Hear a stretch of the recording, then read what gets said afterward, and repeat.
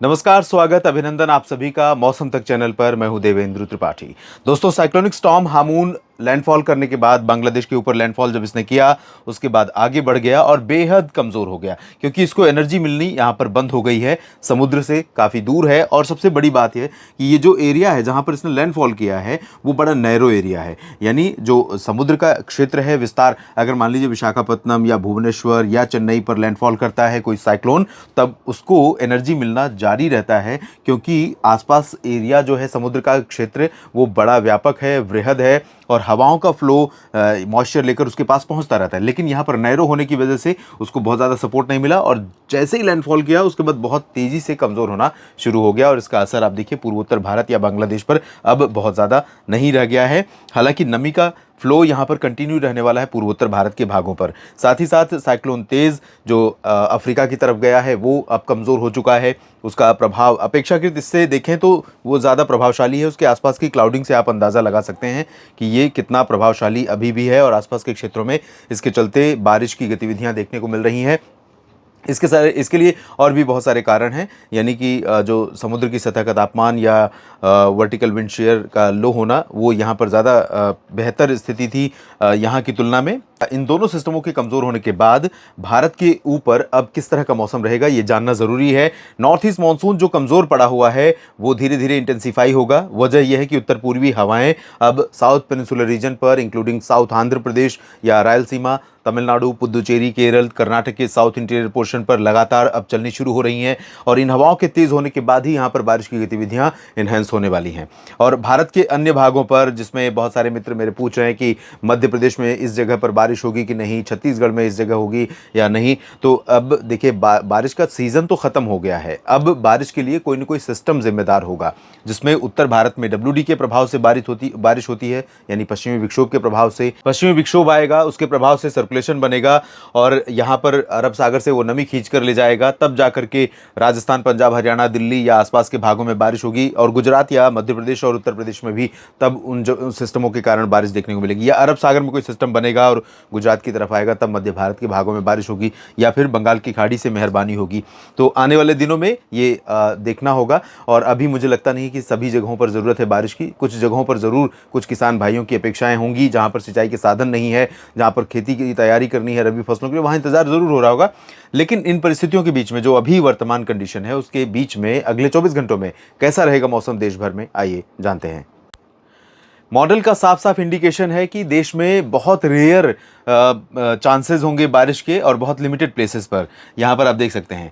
लेकिन पूर्वोत्तर भारत में क्योंकि अभी साइक्लोन गुजरा है तो इसका प्रभाव यहाँ पर रहने वाला है। हवाएं भी चलती रहेंगी, बादल भी छाते रहेंगे और यहाँ पर कुछ इलाकों में बारिश भी रुक रुक करके होती रहेगी। कौन से क्षेत्र होंगे वो? अरुणाचल प्रदेश का पूर्वी हिस्सा ज़्यादा प्रभावित होगा, पश्चिमी भागों में कम बारिश होगी और असम में देखिए दक्षिणी पूर्वी और कुछ क्षेत्रों में मध्य भागों में भी बारिश की गतिविधियां देखने को मिलेंगी। मेघालय, नागालैंड, मणिपुर में भी बारिश हो सकती है। मिजोरम, त्रिपुरा और पश्चिमी असम के क्षेत्रों में या पश्चिमी अरुणाचल के क्षेत्रों में मौसम मुख्यतः ड्राई रहेगा। सिक्किम और उप हिमालयी पश्चिम बंगाल से लेकर गंगीय पश्चिम बंगाल, बिहार, झारखंड, इन भागों पर भी मॉडल इंडिकेट कर रहा है, संकेत दे रहा है कि बारिश यहां पर नहीं होगी। लेकिन यहां पर कुछ इलाकों में, कुछ क्षेत्रों में बादल बने रहेंगे। वजह यह है कि पूर्वी हवाओं का फ्लो अभी यहां पर है। तो कोलकाता, अलीपुरद्वार, मालदा और जो मध्य क्षेत्र हैं, इन सभी क्षेत्रों में अधिकांश इलाकों पर पूर्वी हवाओं का असर रहेगा। दुमका, देवघर, डाल्टनगंज से लेकर जमशेदपुर, रांची, धनबाद, झरिया, पलामू, लातेहार, छतरा समेत तमाम जगहों पर बादल पहुंचेंगे। भागलपुर से लेकर किशनगंज और चंपारण से लेकर पटना, गया, बक्सर, कैमूर, नवादा, चंपारण, इन सभी जगहों पर बादल हो सकता है कि आए, लेकिन ये बादल यहाँ पर बारिश नहीं दे पाएंगे। मुख्यतः ड्राई वेदर ही रहेगा पूर्वी भारत के राज्यों में और मध्य भारत के भागों में भी शुष्क मौसम की संभावना के बीच में तटवर्ती ओडिशा का जो रीजन होगा, ये नॉर्थ ईस्ट मानसून के सीजन में भी कई बार बारिश वाला क्षेत्र बना रहता है। कारण यह है कि जो उत्तर पूर्वी हवाएं यहाँ से बंगाल की खाड़ी से चल रही होती हैं और दक्षिणी आंध्र प्रदेश से लेकर तमिलनाडु तक के क्षेत्र को प्रभावित करती हैं, ये हवाएं इन तटों को भी कई बार बारिश देते हुए निकलती हैं, क्योंकि इनमें तेज़ होता है, इनमें करंट होता है, ये पावरफुल होती हैं और इनके वजह से, इनके चलते ये हवाएं जैसे ही ऊपर एटमॉस्फेयर की तरफ बढ़ती हैं तो यहाँ क्लाउड फॉर्मेशन हो जाता है। तो यहाँ जो बादल बनेंगे ये कुछ इलाकों में, तटीय ओडिशा में कुछ जगहों पर बारिश दे सकते हैं, बाकी इंटीरियर पोर्शन में ड्राई वेदर रहेगा। छत्तीसगढ़ में अंबिकापुर, कोरिया, सरगुजा और रायगढ़ से लेकर पेंड्रा रोड, रायपुर, बलौदाबाजार, भाटापारा समेत गरियाबंद, धमतरी, कबीरधाम, कवर्धा, जगदलपुर, सुकमा, दंतेवाड़ा, बीजापुर, नारायणपुर, कोंडागांव सभी जगहों पर ड्राई वेदर रहेगा। और मध्य प्रदेश में भी शुष्क मौसम की संभावनाएं हैं। महाराष्ट्र में विदर्भ, मराठवाड़ा, मध्य महाराष्ट्र और कोंकण गोवा में सभी जगहों पर शुष्क मौसम रहेगा। साथ ही साथ गुजरात में, सौराष्ट्र या पूर्वी रीजन या कच्छ में सभी जगहों पर ड्राई वेदर की संभावना है। हालांकि यहाँ पर कुछ इलाकों में बादल थोड़े बहुत दिखाई दे सकते हैं, नमी यहाँ पर रहेगी, ड्राई वेस्टर्ली विंड्स यहाँ पर नहीं चलेंगी। बाकी मध्य भारत के क्षेत्रों में मध्य प्रदेश, महाराष्ट्र, छत्तीसगढ़, उड़ीसा इन सभी जगहों पर उत्तर पश्चिमी दिशा की शुष्क और ठंडी हवाएं पहुंचेंगी। सुबह और रात के तापमान में गिरावट होगी, दिन का तापमान थोड़ा बढ़ेगा धूप होने के कारण, तेज होने के कारण, और इन हवाओं में ठंडक होने के कारण रात और सुबह के समय मौसम थोड़ा सा ठंडा महसूस होगा। दक्षिण भारत की तरफ देखें तो यहाँ तेलंगाना और आंतरिक कर्नाटक के क्षेत्रों में, रायलसीमा, दक्षिणी तटीय आंध्र प्रदेश में सभी जगहों पर शुष्क मौसम रहेगा। उत्तरी तटीय आंध्र प्रदेश में कुछ स्थानों पर वर्षा हो सकती है और कुछ बारिश यहाँ पर तमिलनाडु में मदुरई, कन्याकुमारी, कोयम्बटूर और आसपास के भागों में संभावित है। इसके अलावा त्रिवेंद्रम से लेकर कोचीन तक यानी मध्य केरल तक बारिश की संभावना है और केरल में कई जगहों पर तेज वर्षा हो सकती है।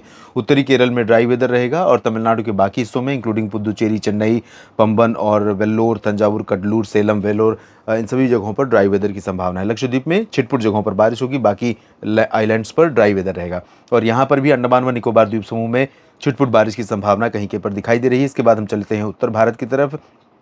उत्तर भारत पर पहाड़ों पर डब्ल्यूडी ज़रूर गुजर रहा है, उत्तर की तरफ से आएगा, बहुत करीब से होकर गुजरेगा, लेकिन इसका प्रभाव भारत के ऊपर बहुत रेयर रहने वाला है। अगर ये सिस्टम थोड़ा सा नीचे की तरफ से होता है तो निश्चित तौर पर यहाँ पर प्रभाव काफ़ी देखने को मिलता है, लेकिन अभी फिलहाल नहीं रहेगा। तो गिलगित बाल्टिस्तान, मुजफ्फराबाद हो या लद्दाख, जम्मू कश्मीर हो या हिमाचल प्रदेश, उत्तराखंड सभी जगहों पर ड्राई वेदर पहाड़ों पर रहेगा। मैदानी इलाकों की अगर हम बात करें तो पंजाब में पटियाला, लुधियाना, बरनाला, मोगा, फजिल्का, फरीदकोट, मुक्तसर साहिब समेत जालंधर और पठानकोट समेत अमृतसर समेत तमाम जगहों पर शुष्क मौसम और शुष्क ठंडी उत्तर पश्चिमी हवाएं, रात और सुबह के तापमान में गिरावट थोड़ी बहुत, दिन में थोड़ी सी धूप का असर, जिसके चलते सामान्य या सामान्य से थोड़ा सा ऊपर रहेगा अधिकतम तापमान। और वही हाल रहेगा कर्नाटक में, हरियाणा में पंचकुला, अंबाला, करनाल, कुरुक्षेत्र, कैथल, जींद, रोहतक से लेकर सोनीपत, पानीपत, गुरुग्राम, फरीदाबाद, हिसार, सिरसा, फतेहाबाद, दिल्ली और यही स्थितियाँ राजस्थान में भी देखने को मिलेंगी। सिर्फ बीकानेर से लेकर जोधपुर, जालौर और जैसलमेर के क्षेत्रों में ये जो दक्षिणी पश्चिमी क्षेत्र है यहाँ पर टेम्परेचर ज़्यादा रहेगा, मैक्सिमम 35-36 डिग्री के आसपास रिकॉर्ड किया जाएगा।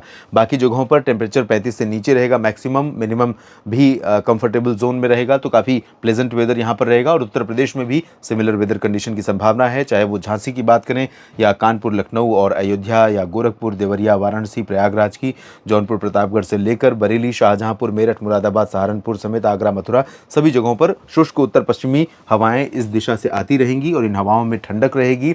सुबह और रात का मौसम ठंडा रहेगा, लेकिन दिन में धूप अच्छी रहेगी, चमकती धूप रहेगी, जिसके कारण मैक्सिमम टेम्परेचर हो सकता है कहीं कहीं पर थोड़ा सा एबव नॉर्मल रिकॉर्ड किया जाए। फिलहाल इस बुलेटिन में इतना ही। लगातार बने रहिएगा मौसम तक चैनल और न्यूज़ मीडिया मंच के साथ। मौसम की जानकारियाँ लगातार आपके साथ शेयर करता रहूँगा। धन्यवाद।